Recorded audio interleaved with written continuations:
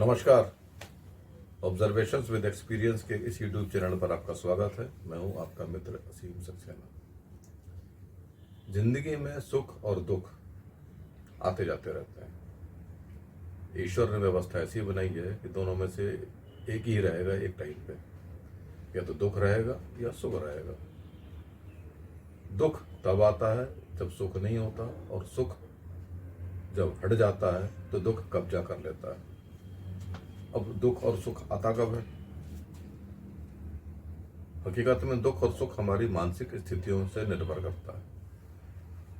जब हम अति महत्वाकांक्षी हो जाते हैं तो जो साथ में सुख है हमारे, उसको हम छोड़ देते हैं और हम अपने मन में ही ऐसी धारणा बना लेते हैं कि हमको ये नहीं मिला, वो नहीं मिला, और हम दुख को अपने घर में बुला लेते हैं और हम परेशान रहते हैं। इसके विपरीत जब हम स्थितियों के साथ समझौता कर लेते हैं या सब कुछ अच्छा चल रहा है ये मान लेते हैं, तो सब कुछ सुखपूर्ण हो जाता है।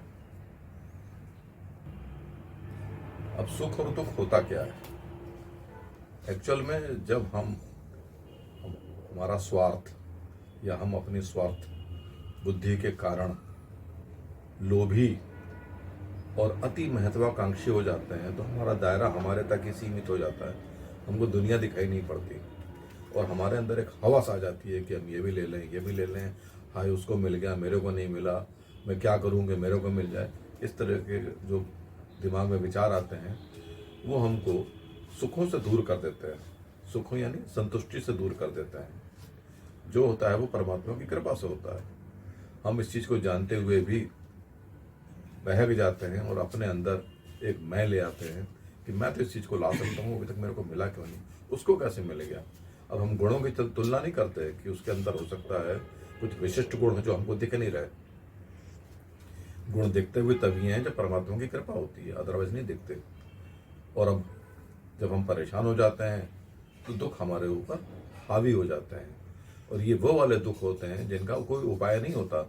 हम सिर्फ कुढ़ते हैं और कुढ़ते से हमारे अंदर ही जो है दुखों का समुंदर हिलोने मारने लगता है, हमारे ऊपर हावी हो जाता है। हम परेशान हो जाते हैं, बीमारियों को बुला लेते हैं कि आ जाओ जी, हमारे पास आ जाओ, हम खाली बैठे हैं। अब क्या किया जाए जो ऐसी दिक्कतें ना हो?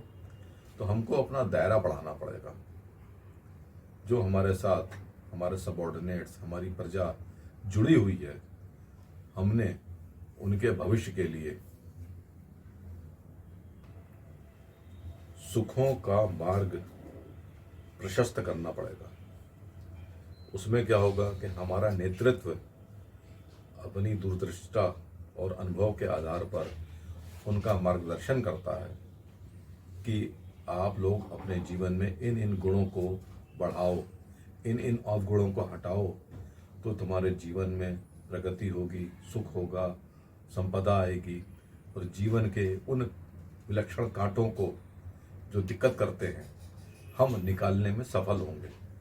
जब हम उनके जीवन के कांटों को हटाएंगे तो ईश्वर हमारे जीवन के भी कांटों को हटा देंगे।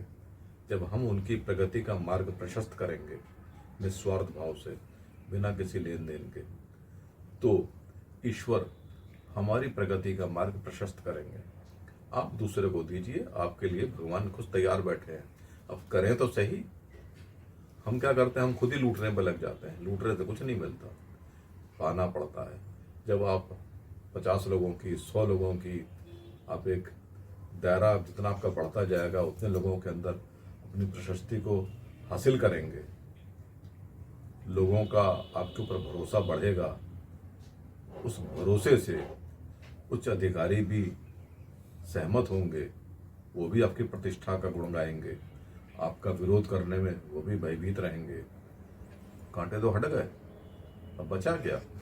फिर तो प्रगति प्रगति है, सुख ही सुख है। बस जरा सी बात है, हम चूक जाते हैं और सब कुछ हमारे अगल बगल होते हुए भी हम परेशान हो जाते हैं। और ऐसी चुनौतियां जब हम उनको ठीक से डील नहीं कर पाते तो यही चुनौतियां समस्या बन जाती हैं और समस्या हमारे ऊपर इतनी हावी हो जाती हैं, हम दुखी हो जाते हैं। छोटा सा फार्मूला है, सीख करें, आराम से ठीक हो जाएगा। यहाँ तक देखने के लिए बहुत बहुत धन्यवाद। आपका दिन शुभ हो। नमस्कार।